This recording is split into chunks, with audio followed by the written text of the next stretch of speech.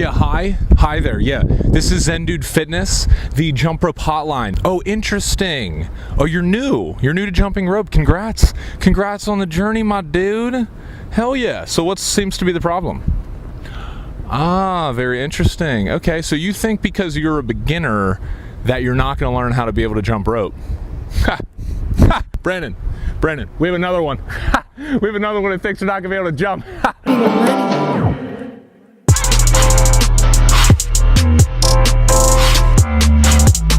What's up, players? What's going on, Zen Dude Nation? This is Dan Whitmer, and today I'm going to be teaching you how to jump rope if you are a beginner. Now, we have released a video on how to jump rope, 6 basic steps. It's linked up, check that out if you haven't already.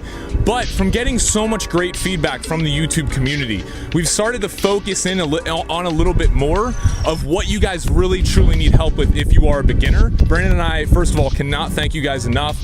We love the momentum that's building, and we love hearing about the stories of people losing weight and living a happier life through doing jump rope. In this video, we're gonna go over the fundamentals again, but we're really gonna focus in on the difficulties that most of you have been telling us that you're facing. If you like this tutorial and want more of them, give it a thumbs up below. And go ahead and subscribe to our channel if you want more workouts, tutorials, and everything involving getting lean with the jump rope and your body. After learning how to jump rope, if you're a beginner and you want to get started with some workouts that kind of ease you into the workouts that we do here at Zen Dude Fitness, go ahead and click the link below and check out our free 4-week challenge. It's great for beginners. If you're advanced, it works too, but especially good if you're just starting out. We also have our recommended jump rope that I'm using in this video linked up below. It's cross rope. It's awesome. It's the best, most durable rope that we found thus far, so check it out. First of all, guys, just to talk a little bit about what we talked about in the last video, you want to measure your rope properly. So just a rule of thumb, when you're measuring your rope or when you're picking it, I want you to step in the middle of it like you see here,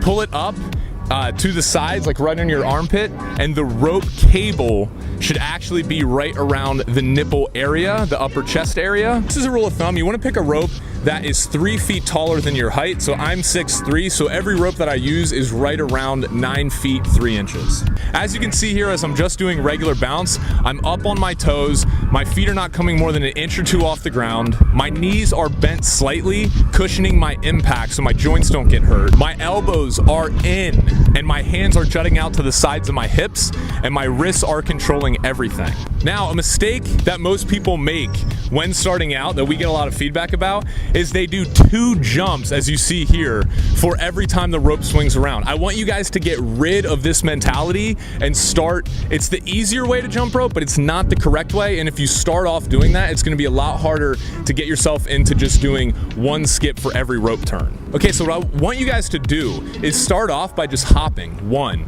2, 3, 4, 1, 2, 3, 4, and get that consistent rhythm down and get used to counting, and then envision the rope spinning 1 time underneath you every time you do that. Now that brings me to my next point, guys. This might seem a little bit difficult at first, but let's incorporate the rope, and all I want you guys to do is practice swinging through 1 time and then stopping. So if you notice here, I'm just putting the rope behind my back, swinging it once underneath my legs, counting 1 and stopping, and then I'm resetting and I'm doing that again. All right, good. Now that we have that, let's move up to 2 times. So just keep the rope steady and then go 1, 2. As you can see here, I'll give you guys a little bit of time to get this down.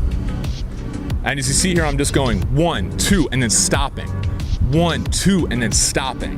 Good, guys. Now I want you to move up to 3. 1, 2, 3, and stop. 1, 2, 3, and stop. What this is doing is training your mind to always associate 1 rope skip with 1 time jumping your feet instead of 2 times jumping your feet. And this is essential if you want to spin the rope fast, if you want to be able to do a lot of tricks, and just overall, you know, look like a ninja. The next thing I want you guys to focus on is jumping only 1 to 2 inches off the ground. A lot of people, when they first start out jumping rope, is they jump too high off the ground, and this causes shin splints, it causes aches and pain in their knees and ankles, and it's just unnecessary, guys. If you jump rope correctly, it is a low impact sport or exercise that is actually better for you than jogging. So guys, the only trick where we're jumping higher off the ground is really the double under, or any trick where you're swinging the rope more than 1 time through in 1 hop. So for everything else, most tricks included, you're just gonna be coming 2 inches off the ground at most, maybe a little bit higher sometimes as you watch me here, but you want to maintain those bent knees and just cushioning every single hop that you have so you can jump rope for longer periods of time without any pain. So guys, I want to talk about your arms. Now, a lot of people, when they start out jumping rope, they have these very stiff arms, as you can see here in this footage. And what this does is it does not allow the rope to be tight when spinning around them. So they're really working their shoulders super hard. But the problem is there's no forearm or wrist action, so the rope is not spinning around tight. An analogy that I like to use is, think of a baseball player. If there's a pitcher and he has a ball like this and he's throwing it with a straight arm, first of all, he's not going to be able to throw it that hard, and he's probably not going to have that much accuracy, as opposed to if he winds up like this and coils it and kind of spins his arm around and throw it. You can throw it much faster if you bend your arm. The same applies to jumping rope. You're not going to be able to spin the rope fast and keep it tight if your arms are super stiff like this. You need to make sure you're getting in proper arm motion with your forearms. So keep the elbows in, let the forearms and the wrists do everything. They're gonna make sure that the rope stays tight as it spins around, which will allow you to go faster and do more tricks. Which brings me to the wrists, the most important part that anyone can focus on when jumping rope as a beginner is your wrist. Now, if I turn to the side angle here, you can see this little range of motion going on with my wrists. Just pretend that my wrist socket right here is just a ball bearing, and that is swinging the rope around. That's how you keep it tight, and that's how, if you notice here in this footage, it looks like I'm pretty effortlessly spinning the rope super fast.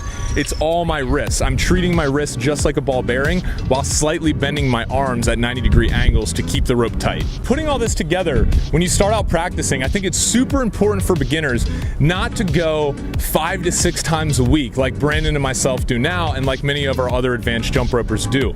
I'd recommend, like I said, starting out with the 4-week challenge and just doing 2 to 3 workouts per week and having at least 1, maybe 2 rest days in between your workouts to save your body from the pain or some of the shin splints and aches that can come along when you're starting to jump rope.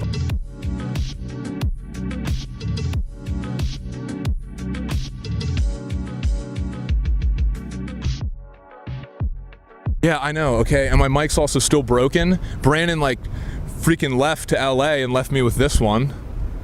What a friend, huh? Calls me his brother. I don't know where the brotherhood is there, you know?